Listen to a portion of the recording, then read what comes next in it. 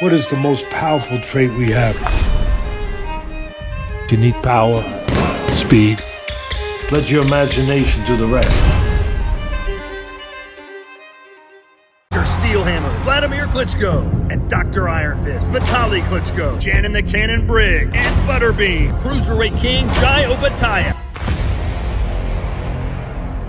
Boxing King Media with Mick Francis all the way from Australia, still looking a bit jet lagged, should I say? Yeah, a little bit jet lagged, but been here for a couple of days with Justice, getting ready for the Fabio fight.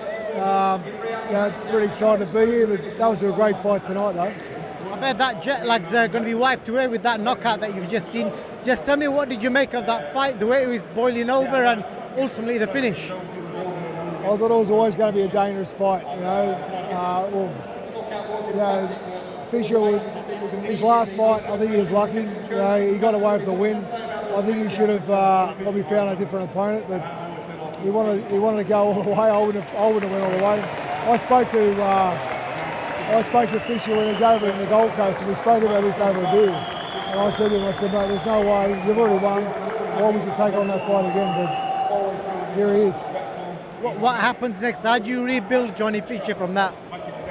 Oh, look, I think Johnny Fisher will be back, but he needs to have a good rest. But I don't know. I can't see that being another.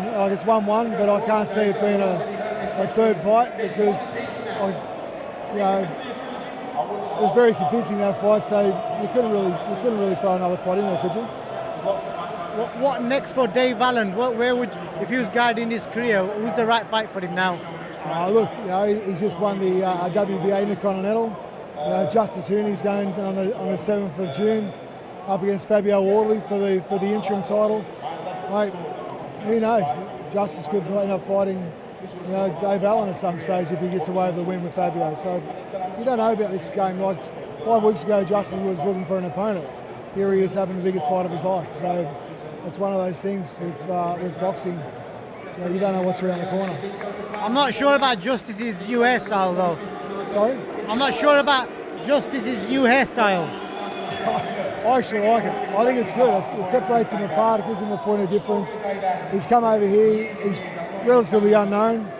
After this particular fight on the 7th of June, I think he's going to be well known. Probably the same sort of situation as Jai when Jai fought Jordan Thompson. Walking out to the ring, they booed him. Walking back into the change rooms, they loved him. So I think it's going to be a very hostile crowd for Justice up there at Ipswich, but I'd say by the end of the night he's going to win a few hearts. And just lastly, we're a couple of weeks away, 3 weeks away from Jai OPETAIA's ring return.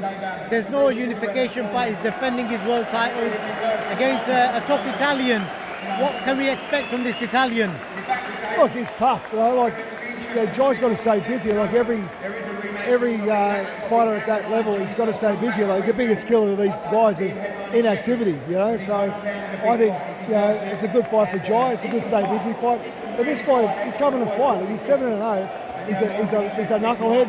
He'll come forward. He'll try and take Jai's head off. But Jai's just got to weather the storm. And I'll be honest, mate. I think Jai wins in 2 or 3 rounds. But it's a good fight. It gets him back out. Gets him back in the media and keeps Jai busy. So why not? What's the latest on Jai's injury? Has he fully recovered? What was the ins and outs of that injury? All it was is a strain on his calf muscle. He's had an issue before with different things, and you sort of push through and it gets worse, especially with a little tear. So we decided just to push it back a couple of weeks. The way it's worked out is great because Jai and Justice are going to fight virtually 13 hours between each other, so it makes it tough for me. I'll be going back to Australia on Saturday, unfortunately, but look, it is what it is. And, it's a Tasman fighter event. All my fighters are on the card over there, so and Jai's my major priority at the moment. He's got some massive fights coming up, as we all know. The Ramirez fight's something that he wants.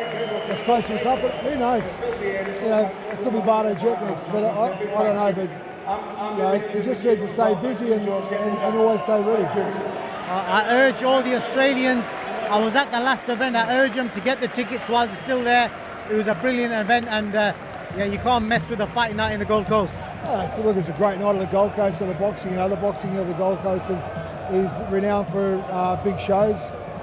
You know, you got the likes of Tim Zoos and that. They all had the major fights up there. It's like the Las Vegas of Australia. So yeah, it's a great place. It's Jai's hometown. It's very fitting. But look, you know, Jai, we need to come to a Jai OPETAIA show. There's no show like that because he's got a crazy crowd, very fanatical. Everyone's expecting fireworks every time he gets in the ring. So you know, it's good to be a part of one of those events. Mick, all the best, and we'll catch you soon. No worries, thank you. What is the most powerful trait we have? You need power, speed. Let your imagination do the rest.